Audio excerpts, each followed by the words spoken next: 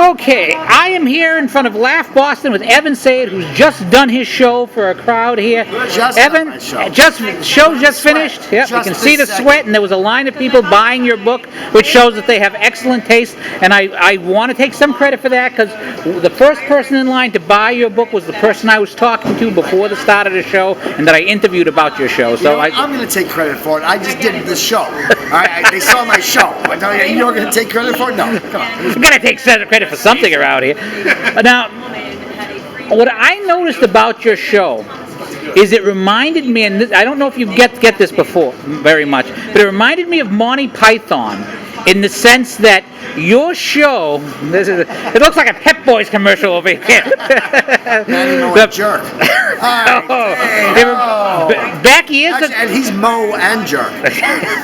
Back in the days of Python, they used to do a lot of humor about history and intelligent things. And these days you have people who really don't know history. So, I mean, with the modern educational system, you talk about World War II, they thought that was the North versus the South. You talk about historical events, historical things, and make jokes about them, and you have a crowd that understands it and can laugh. Well, that's not a coincidence. It's why I'm a conservative comedian. Conservatives, by definition, are smarter than our liberals. Because liberals only know the conventional wisdom, and they never think about it. And one of the lines I use in my show is, the first time you think is the last time you're a Democrat.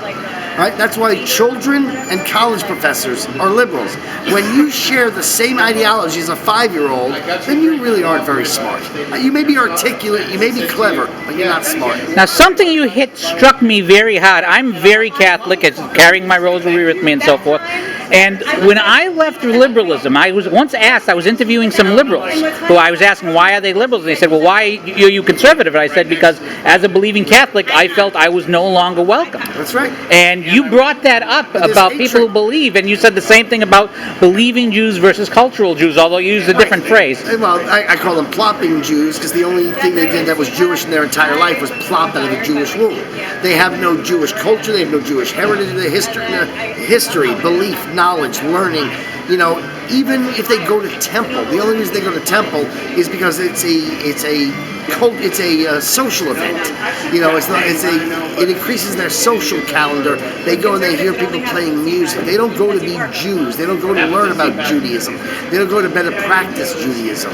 But in fairness, radical Islamists will kill them just as well as a devout Jew, because they're equal opportunity, at least. Here's an example where liberals are 5-year-old children.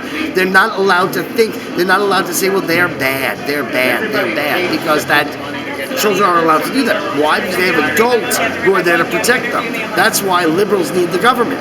Liberals need the government to be the adults who protect them. Now, you brought up one other historical thing that I think should be said more often. You talked about how our modern post-World War II world, you don't need to survive. I mean, we are so rich, we can worry about whether or not Bruce Jenner, we can worry about Bruce Jenner as a hero for that type of thing. To so many in America, you know, it's not just that we're so rich, because there have been rich societies before. It's that because of our greatness, we have virtually eradicated communicable disease. What communicable disease? Polio, smallpox, chickenpox. You heard me talk about this. Mm-hmm. Right? We have eradicated hunger. What hunger? If you find $1 in the street, you can have a Thanksgiving feast. Turkey, stuffing, gravy, mashed potatoes, peas, and an apple cobbler by going to the 99-cent store and buying a TV dinner. Hunger used to mean really hunger. Now, not even the hunger pimps, the people who prosper by selling hunger, now give us money. Hunger, now give us money. Not even they claim anybody went hungry last night. Have you heard their new slogan? Last night, 1 out of 10 people faced hunger. You know what, Pete? It was me. I faced hunger, and then I went and made a sandwich. And is that why the greatest generation is the greatest generation? Because they actually had to do things and their children didn't have to do anything. They were the culmination of many great generations. But they were the culmination of American greatness in that they still recognized that the better exists and it has to be worked for. Liberals now don't believe you have to work for greatness. That's why you get an award and you get a trophy whether you are good or not. It's why you get your grades inflated. You don't have to work for what's called greatness now. The Piss Christ is great, right?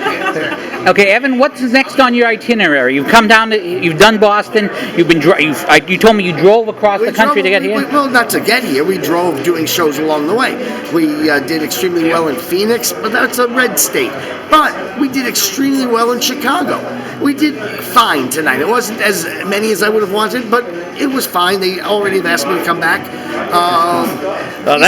That's the sign that you've done fine, is that they're asking you to come back. It's a Wednesday night in Boston during the Stanley Cup Finals. And I have to walk 15 minutes from the T station to get here, so that's all of the above. It's one of the hard things about being a conservative is that our people have jobs. You know, it's easy to be a liberal. It's easy to get activist liberals to sleep in and occupy Wall Street for months at a time, because what else are they going to do? Right? They have no jobs. Well, you had some of the Ferguson protesters who were complaining they weren't paid because they were promised. They were paid protesters. It was the best job they ever had, and then they went on strike because they weren't paid enough to do nothing. Will people be able to find more of your stuff besides your book, of course? Well, my book, The Kindergarten of Eden: How the Modern Liberal Thinks, the definitive explanation as to why good, smart, decent, loving, caring people, like your friends, like your colleagues, like your neighbors, why do they reject the facts, reject reason, and by doing so side invariably with evil, failure, and wrong? My book answers that in a way that is so compelling that the lecture that I gave that's based on the book is now the single most viewed lecture in Heritage Foundation's history. But just saying, so go to Evan Sayet, EvanSayet.com, and buy the book, watch my videos, buy tickets to my show in New York, because New York is next. And what day is your New York show? New York's a matinee on Sunday the 14th. All right, this will be up way before then. So Evan Sayet, thank you so much for your time. Always my pleasure.